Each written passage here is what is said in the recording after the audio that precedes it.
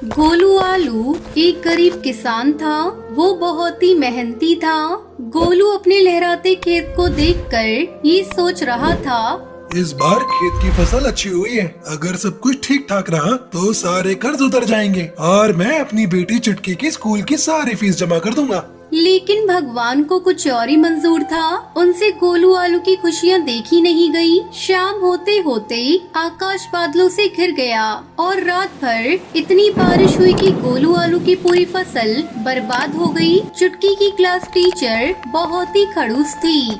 आजकल तुम school late क्यों आ रही हो? और तुम्हारी फीस काफी दिनों से बकाया है, उसे कब जमा करोगी? अगर कल तक तुम्हारी फीस जमा नहीं हुई तो कल से स्कूल में बैठने नहीं दिया जाएगा। तुम्हारी वजह से मुझे प्रिंसिपल मैम से सुनना पड़ता है। कान खोल कर सुन लो, कल तुम बिना फीस लिए स्कूल मत आना, नहीं तो मैं तुम्हारा नाम स्कूल से काट दूंगी।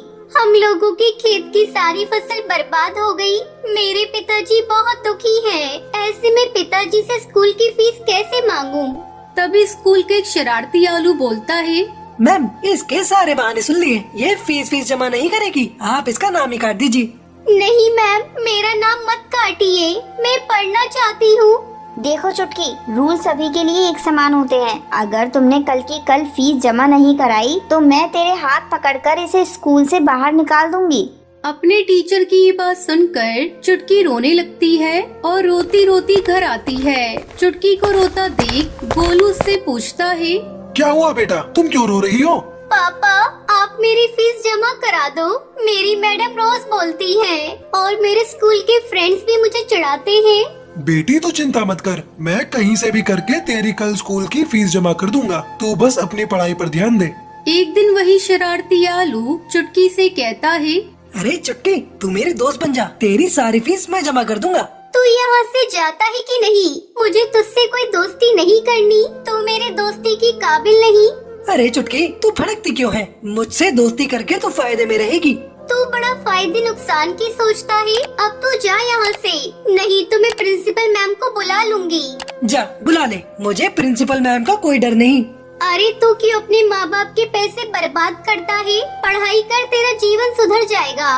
तू कौन होती है मुझे सलाह देने वाली? मैं तुझे स्कूल से बाहर फिकवा दूंगा। अरे जा जा, बड़ाया फिकवाने वाला। तभी बेल बज जाती है। सभी बच्चे अपने अपने क्लास में पहुंच जाते हैं। थोड़ी देर बाद टीचर क्लास में आती है और घोषणा करती है, बच्चों ध्यान से सुनो मेरी बातें। कल से तुम्हारी वार्षिक परीक्षा शुरू होने वाली है। तुम सभी लोग मन लगाकर पढ़ना और अच्छे से एग्जाम देना। अगर मुझे कल सूचना मिली कि किसी ने नकल की है तो मैं उसे तुरंत स्कूल से निकाल बाहर करूंगी। टीचर की इस बात को सुनकर शरारती आलू के दिमाग में एक आइडिया आता है। अब आया ऊंट पहाड़ के नीचे। चुटकी की बच्ची, मैं तुझे कल स्कूल से बाहर निकलवा कर रहूंगा। दूसरे दिन एग्जाम शुरू होने की थोड़ी देर बाद शरारती आलू अपने दो दोस्तों के साथ प्रिंसिपल मैम के ऑफिस जाता है। मैम मुझे आपको कुछ जरूरी बात बतानी है, वो चुटकी चीटिंग कर रही है। अच्छा, मैं अभी उसे बुलाती हूँ। प्रिंसिपल चुटकी को ऑफिस में बुलाती है। चुटकी, तुमने चीटिंग की या नहीं? सच सच बताना, झूठ तो यहाँ बिल्कुल नहीं चलेगा। नहीं मैम, मैंने कोई चीटिंग नहीं की। तो क्या ये लड़के झूठ बोल रहे हैं? मैडम इसने चीटिंग की है, हम सबने इसे चीटिंग करते हुए देखा है। मैडम, ये सारे लड़के मुझ पर गलत इल्जाम लगा रहे हैं। मैं ऐसी लड़की नहीं हूँ। मैं इन सबसे पढ़ाई में अच्छी हूँ, इसलिए ये लोग मुझसे चलते हैं। मेरा यकीन कीजिए मैडम। नहीं, मैं तुम्हें इस स्कूल में एक मिनट भी नहीं रख सकती। दफा हो जाओ यहाँ से।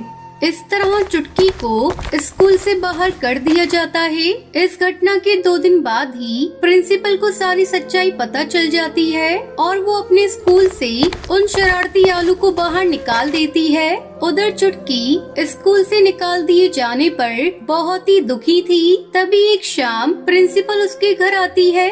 चुटकी, कल से तुम स्कूल आ सकती हो, मुझे सारी सच्चाई का पता चल गया। ये सुनकर चुटकी खुश हो जाती है। तो ये थी आज की कहानी। आज का सवाल ये है, गोलू आलू की फसल कैसे बर्बाद हो गई थी? अगर आपको पता है तो आप हमें कमेंट करके जरूर बताएं। अगर आपको ये वीडियो पसंद आई हो तो इस वीडियो को लाइक और ऐसी ही कहानियाँ देखने के लिए मेरे चैनल को सब्सक्राइब करना न भूलें।